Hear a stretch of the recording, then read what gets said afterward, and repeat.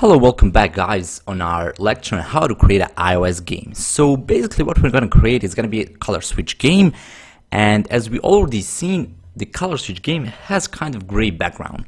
So what we're going to do now, we're just going to click this main camera and we're going to change the background color. The basic and the default color that Unity provides us with is this kind of bluish color of background. So we're going to just go to this hierarchy, click main camera, and we're going to go to the right side of the monitor and we're going to go to inspector tab and click background in camera.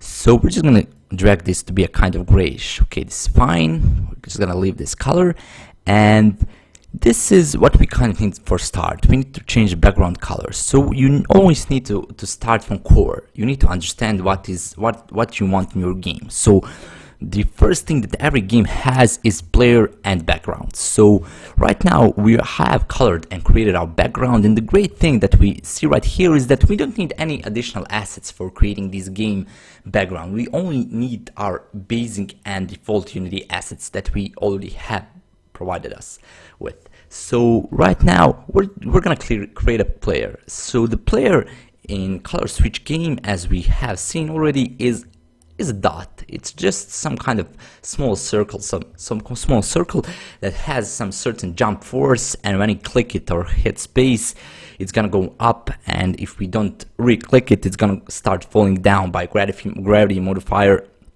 etc. So what we're gonna create a 2D object, and we're gonna select sprite. Right now we're gonna rename this sprite to, for example, player,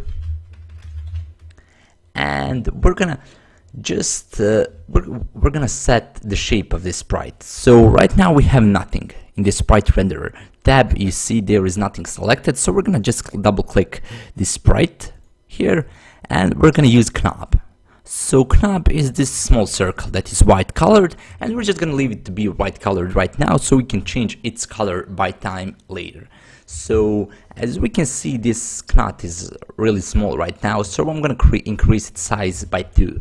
So I'm gonna set scale to be 2, and you can always change the scale in transform tab by any scale you want. And I'm just not gonna do anything with this set tab, because I don't need to change this axis, as we're creating a 2D game, and which has only 2 axes, which is this X and Y. So if you're creating a 2D game, you only can manipulate, really, that only important manipulation is with these 2 axes, X and Y. So this is pretty much it for now. In next lecture I'm going to show you how to program your own player and how to get movement to this circle so it has some really nice and smooth movement, as Flappy Bird has, as Color Switch has, and many other games that run smoothly and give you satisfaction as you tap or click some button.